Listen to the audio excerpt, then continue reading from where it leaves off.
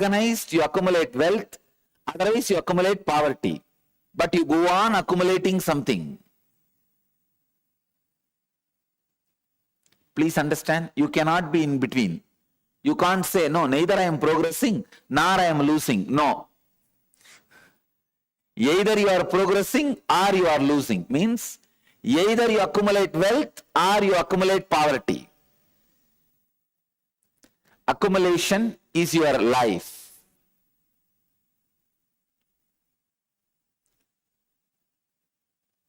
Wealth is not something outside you, it is extension of you.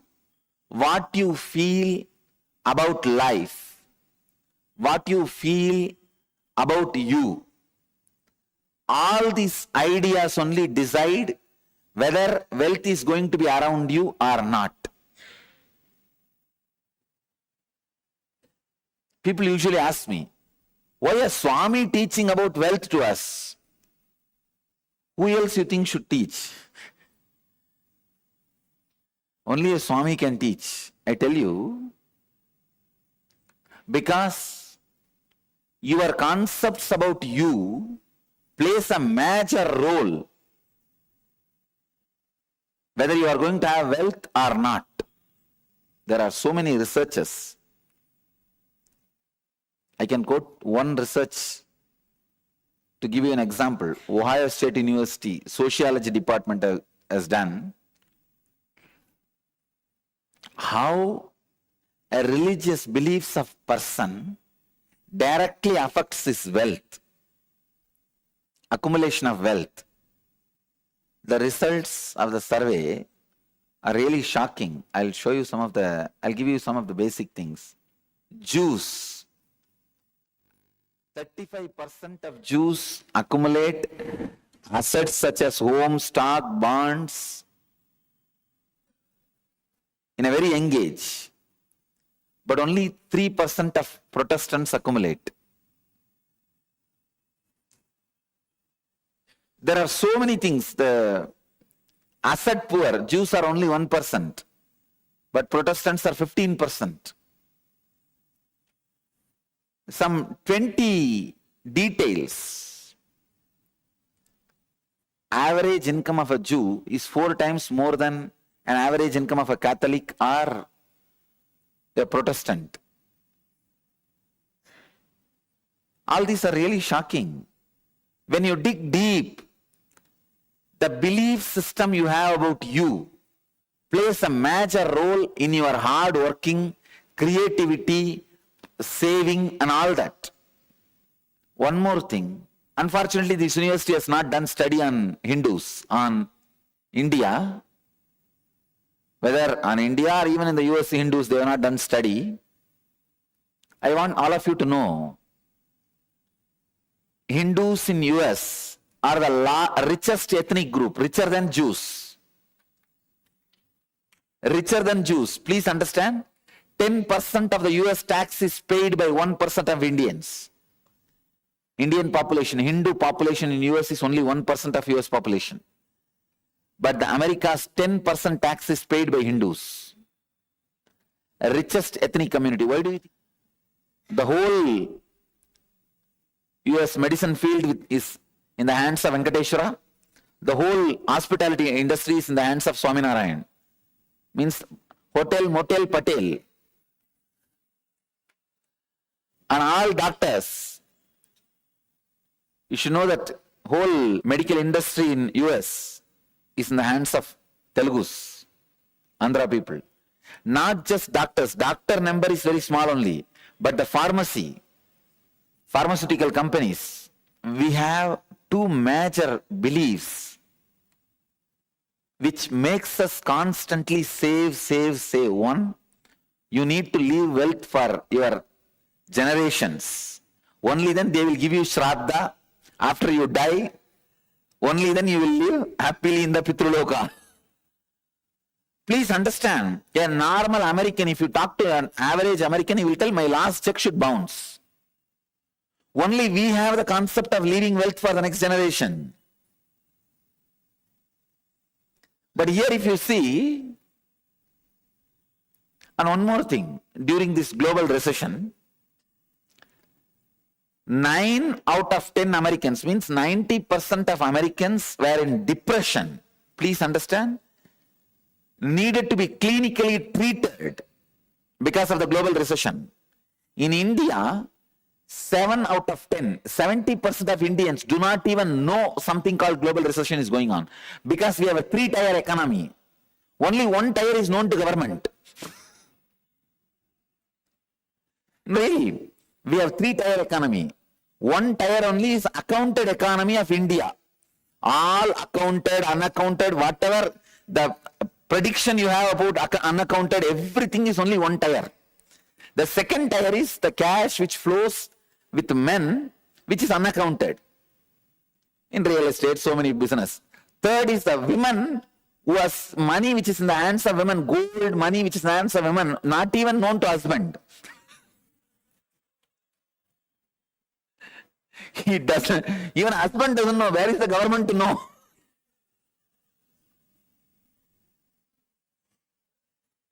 We have a 3-tier economy. That is why the global recession could not touch India. Because all recession can happen only in 1 tier. This 2 tier is completely unaccounted. Anyhow, I can give you so many insights on how belief system directly affects the way you live as rich or poor. Now, basically I want you to understand, if you are not attracting wealth around you, if you are living in a consciousness not enough, there is something seriously wrong with your being. Work on that first.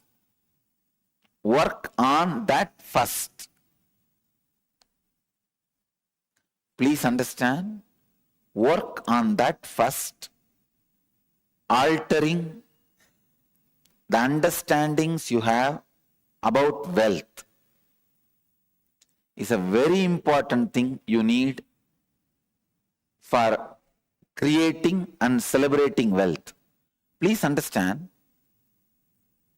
grabbing is completely wrong. I am not teaching grabbing. I am teaching creating, to keep the public attention diverted. I am not asking you to become grabbers. No. Creators are totally different from grabbers. Here I am asking you to become a creator.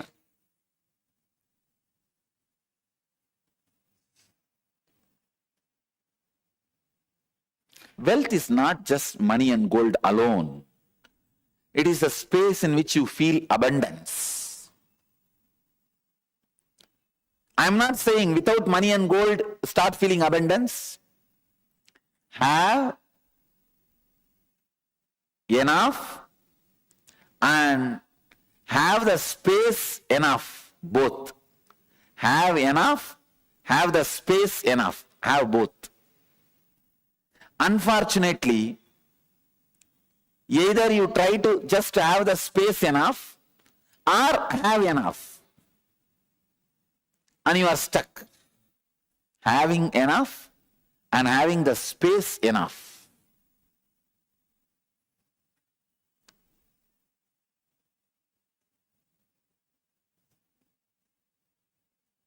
What do I mean exactly by the word creating wealthy consciousness? See, here I am giving you a word, wealth consciousness. I mean few things. First, removing the self-contradicting desires of your inner space. Morning, you feel like you want to work, make $1 billion and become a big boss of a company. Evening, you feel like dropping everything and going and lying down in a beach and having vacation. See, one side, you enjoy the busy life. The other side, your mind just want to get rid of everything.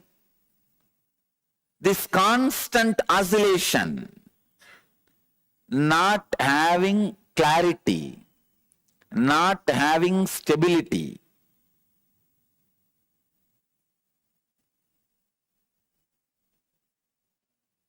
continuously not having stability makes you lose faith on you. You can see many times when you make decisions, you yourself feel, oh, I'll make this decision, but after 2 days I myself may repent. Why unnecessarily? Wait, let's wait. First step we are going to do is removing conflicting, contradicting, complicating desires of your mind. Please understand, conflicting means morning you want to do one thing, evening you want to do something completely opposite. That is conflict. Second, contradicting. Even in one statement you contradict yourself. I have seen sometimes people come and tell me, my headache should get cured. The more and more number of times you tell, my headache should get cured, my headache should get cured, you are strengthening your headache inside. Because any word repeated more and more number of times inside is going to become strong inside. When you say more and more number of times, my headache should get cured, my headache should get cured, I should get rid of headache, what happens? Headache becomes more stronger in you. More number of times you remember the headache. Many times, you strengthen your enemy inside you by repeating him in you.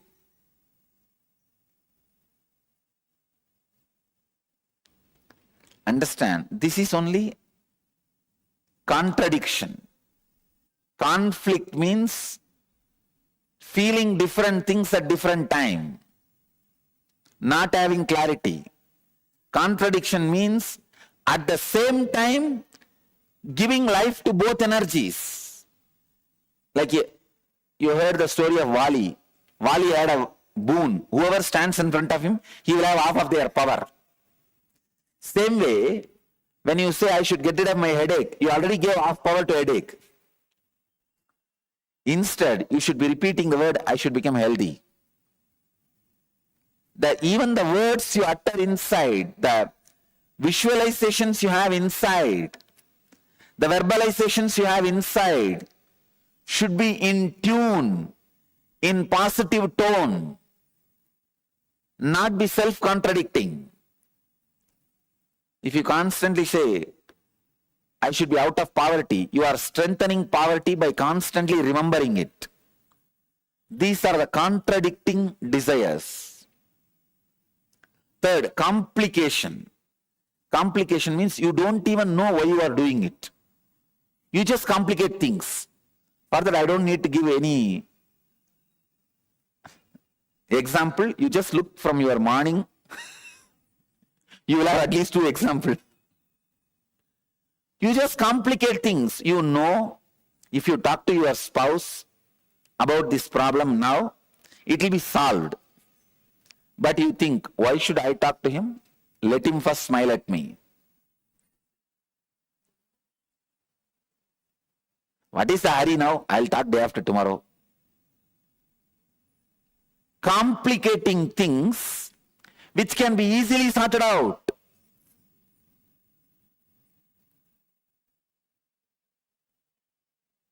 Many of your desires, your movements, your actions, you complicate. Because you have a prejudice, it cannot be solved. All of you understand? How you relate with yourself.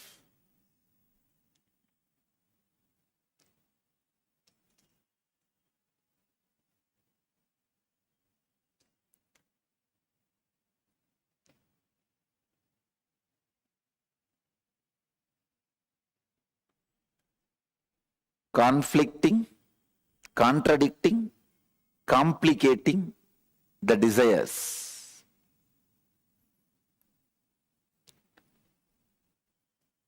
I also wanted you to understand how you relate with yourself.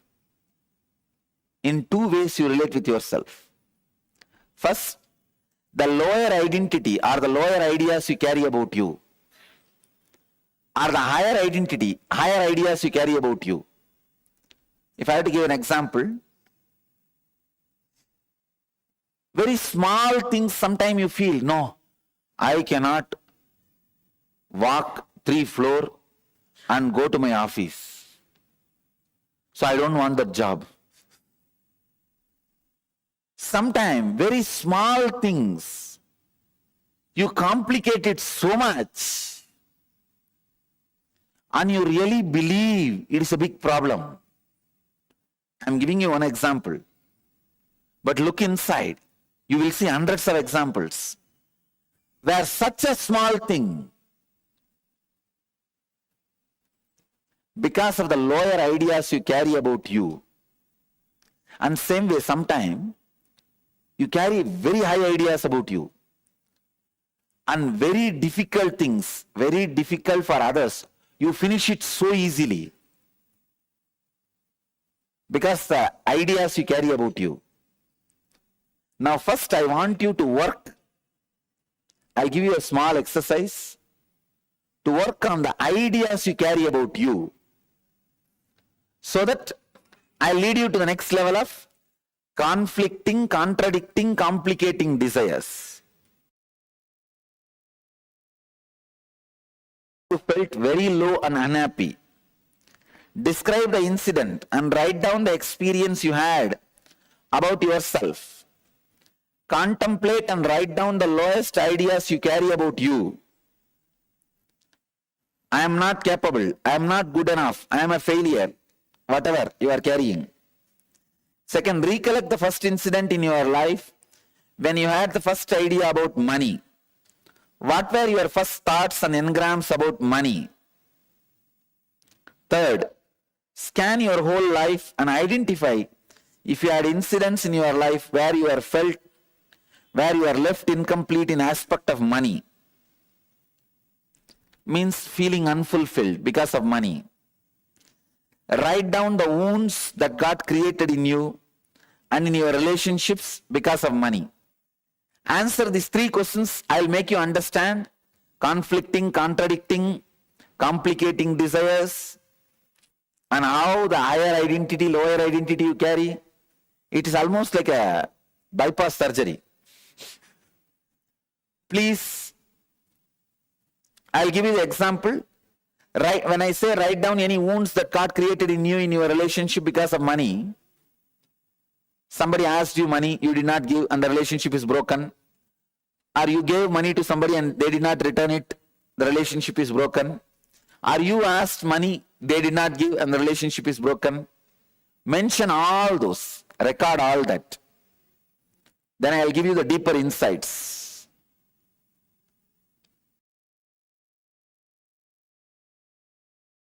First step, please understand. Stand, legs wide apart, at least 2 feet gap between the legs. Let me completely give the instruction, then you can do. Inhale as slowly as possible. When you finished inhaling, hold as long as possible. Then exhale as slowly as possible. After completely exhaling, hold as long as possible your lungs empty. Inhaling as slowly as possible, holding as long as possible, exhaling as slowly as possible, holding the lungs empty as long as possible. All 4 actions slowly as long as possible. This is the first step. If you already have any heart problems, like blood pressure, any other heart conditions, please don't do this kriya. Others can do. This is the first process. Please start. I'll guide you further in every level. Legs wide apart. 2 feet.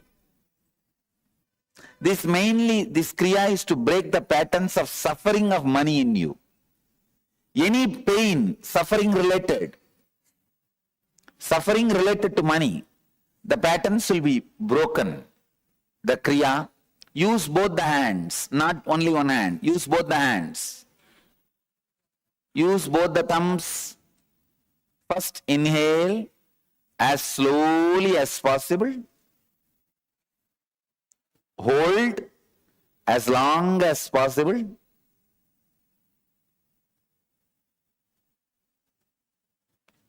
Exhale as slowly as possible. Hold the lungs empty without inhaling as long as possible. Do this continuously. Repeat the same cycle continuously. Intensely awakened. Let the energy fill you all. Let all the conflicting, contradicting, complicating desire patterns be destroyed in you all. Let you all create wealthy consciousness, a rich inner space. Bring your awareness to the breath. Relax completely in unclutched space, not connecting the thoughts and emotions flowing in you and giving life to it is unclutching. You all are welcome to come to Kailasa, Singapore, Adinam, located at 411 Racecourse Road, Hex 01-01. Every Monday, 7 p.m., we have Nithyananda yoga session. It's free. Tuesday, 7 p.m., we have free healing session. Wednesday, 7:30, we have Essence of Living Enlightenment session where there will be a small meditation at the end. And on Thursday, 7:30 p.m., we have live bliss meditation. All are welcome to attend the live classes in the evening around 7 or 7:30 p.m. from Monday to Thursday. When we have puja, it will be available at center on certain specific days. For more information, please visit our Facebook page.